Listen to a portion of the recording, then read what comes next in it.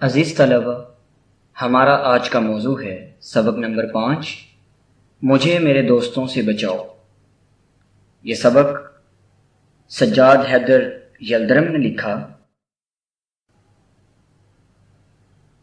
اور اس سبق کا ماخذ ہے ان کی مشہور کتاب خیالستان۔ ویڈیو شروع کرنے سے پہلے ہمارے چینل کو سبسکرائب کر لیں اور بیل آئیکن کو پریس کر لیں تاکہ ہماری ہر ویڈیو سب سے پہلے پہنچے آپ تک۔ سبق کا آغاز کرنے سے پہلے اس کا خاکہ سمجھ لیجئے۔ مصنف سجاد حیدر یلدرم دلی کے چاندنی چوک سے گزرتے ہیں۔ وہاں وہ ایک فقیر کی تقریر سنتے ہیں۔ پھر اس فقیر کی تقریر سننے کے بعد فقیر کا اور اپنی حالت کا موازنہ کرتے ہیں اور سمجھتے ہیں کہ فقیر مجھ سے بدرجہ یعنی کئی درجے بہتر ہے۔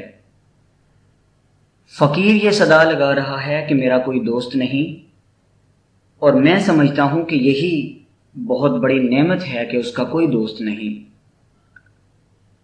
پھر مصنف اپنے چند دوستوں کا ذکر کرتے ہیں کہ میں جب بھی لکھنے بیٹھتا ہوں، جب بھی کوئی مضمون یا کسی مضمون کے خیالات میرے ذہن میں آتے ہیں تو میرے دوستوں کا ان خیالات پر کیا اثر ہوتا ہے۔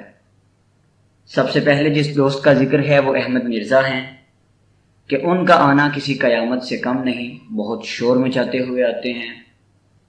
دوسرے دوست محمد تحسین ہیں جو جب بھی آتے ہیں وہ اپنے بیوی بچوں کی بیماری کا ہی ذکر کرتے ہیں۔ ان کے پاس بیوی بچوں کی بیماری کے علاوہ کوئی موضوع نہیں۔ ہم اگر سیاست پر بھی گفتگو کریں تو وہ کسی نہ کسی پہلو سے بیوی بچوں کی بیماری کا ضرور ذکر بیچ میں لے آتے ہیں۔ تیسرے ایک مقدمے باز یعنی ایک وکیل دوست ہیں، اور ان کے پاس اپنے مخالفین، مخالف ججز، مخالف وکلاء کی برائی کرنے کے سوا اور کوئی موضوع نہیں ہوتا۔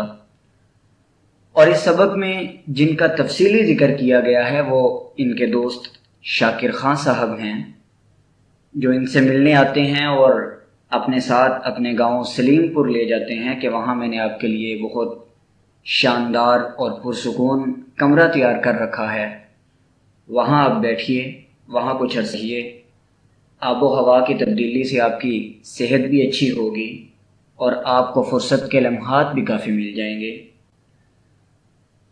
پھر ابھی یہ کچھ لکھنے ہی بیٹھتے ہیں کہ احمد نگر کے رئیس راجہ طالب صاحب سے ان کی ملاقات کروائی جاتی ہے۔ کبھی پچھلے باغ سے چڑیوں کا شور آتا ہے، کبھی ساتھ والے کمرے سے شاکر خان صاحب کی ان کے چھوٹے بھائی کی موسیقی ان کی توقع اور ان کے خواہشات کے خلاف زبردستی سنائی جاتی ہے۔ مصنف کہتے ہیں کہ میں ناراض ہو کر واپس چلا آیا، اور ان کے علاوہ بھی بے شمار ان کے دوست ہیں۔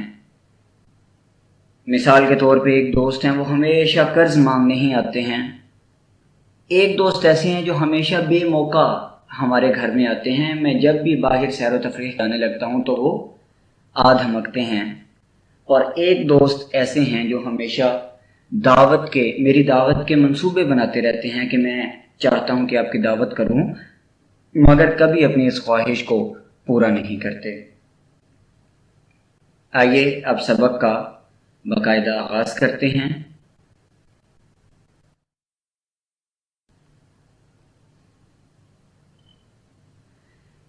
اس سبق میں مصنف سجاد حیدر یلدرم نے دوستی کے منفی پہلوؤں کو اجاگر کیا ہے۔ مصنف کہتے ہیں کہ ایک دن دلی کے چاندنی چوک میں ایک فقیر اپنے غریب الوطنی اور دوست نہ ہونے کی شکایت کرتا ہوا جا رہا تھا۔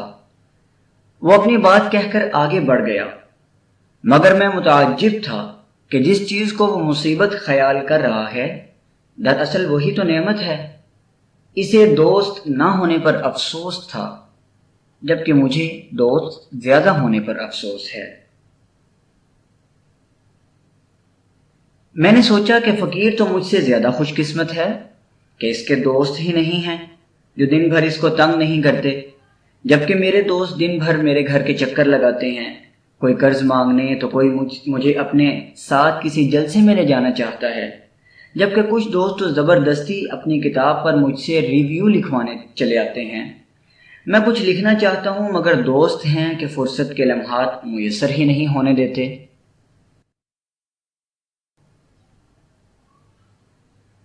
میں دوستوں کو برا نہیں کہتا، وہ میرے خیر خواہ ہیں، در حقیقت وہ مجھے فائدہ پہنچانے آتے ہیں مگر الٹا نقصان کر جاتے ہیں۔ میں سمجھتا ہوں کہ اگر دنیا میں کچھ کام کرنا ہے تو بعض نہایت عزیز دوستوں کو چھوڑنا پڑے گا۔ میرے ایک دوست احمد مرزا ہیں، وہ اس قدر شور مچاتے ہوئے آتے ہیں کہ گویا قیامت برپا ہو گئی، اور جاتے ہوئے میرے تمام خیالات کو بھی ساتھ لے جاتے ہیں۔ دوسرے دوست محمد تحسین ہیں، ان کے پاس اپنے بیوی بچوں کی بیماری کے سوا اور کوئی مضمون ہی نہیں۔ میں سیاست یا ادب پر بات کرتا ہوں تو وہ معذرت کرتے ہیں کہ بھائی بیوی بچے بیمار ہیں، اخبار پڑھنے کا وقت ہی نہیں۔ اسی طرح میرے ایک دوست مقدمے باز یعنی وکیل ہیں، جن کے پاس جھگڑوں اور مخالفین کے برائی کے سوا اور کوئی موضوع نہیں۔ ان کے علاوہ اور بہت سے اقسام کے دوست ہیں، جن میں سے ایک محمد شاکر خان صاحب کا ذکر خصوصیت سے کروں گا۔ یہ ادیبوں اور لکھاریوں کے بہت قدردان ہیں۔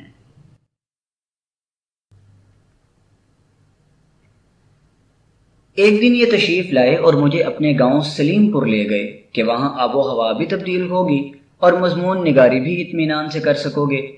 وہاں میرے لیے ایک کمرہ تیار کیا گیا تھا جس کی کھڑکی ایک باغ میں کھلتی تھی۔ صبح مجھے ناشتے کے لیے بلایا گیا۔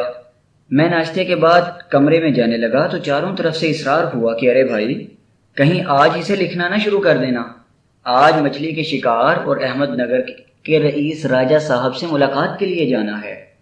میں سمجھ گیا کہ یہاں بھی سکون نہیں ملے گا۔ میں نے مختلف بہانے کر کے خود کو بچا لیا۔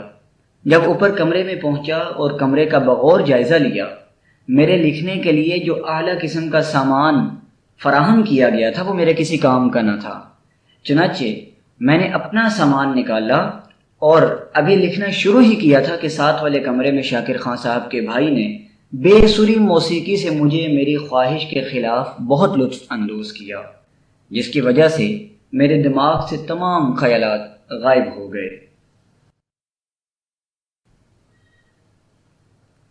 میں نے دوبارہ خیالات کو جمع کیا، لکھنے کے لیے قلم اٹھایا ہی تھا تو شاکر خان صاحب نے نیچے بلوا لیا اور راجہ طالب صاحب سے میری ملاقات کروائی۔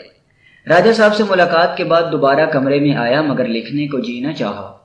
آدھا گھنٹہ بیٹھا، اپنے خیالات کو جمع کرتا رہا۔ اتنے میں مجھے پھر نیچے بلا لیا گیا۔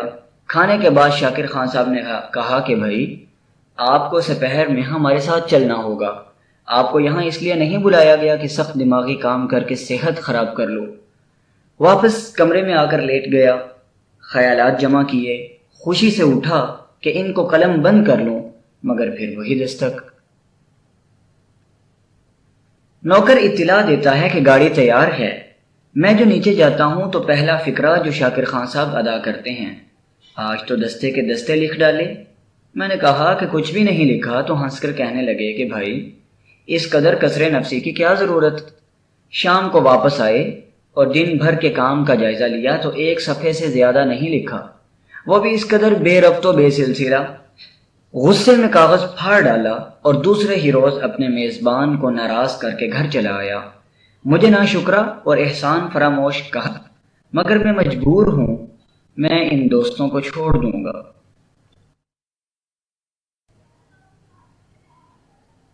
ان کے علاوہ بھی دوستوں کی ایک طویل فہرست ہے۔ مثلا ایک دوست ہمیشہ قرض مانگنے آتے ہیں، ایک دوست ہمیشہ اسی وقت آتے ہیں جب میں باہر جانے والا ہوتا ہوں، ایک دوست ہمیشہ میری دعوت کا سوچتے رہتے ہیں مگر کبھی کرتے نہیں، ایک دوست آتے ہی سوالات کی بارش شروع کر دیتے ہیں اور جب ان کو جواب دیا جائے تو خود اخبار پڑھنے لگتے ہیں۔ یہ سب میرے خیر طلب ہیں مگر میں ان میں سے ہر ایک سے صرف یہی کہوں گا، مجھ پہ احسان جو نہ کرتے تو یہ احسان ہوتا۔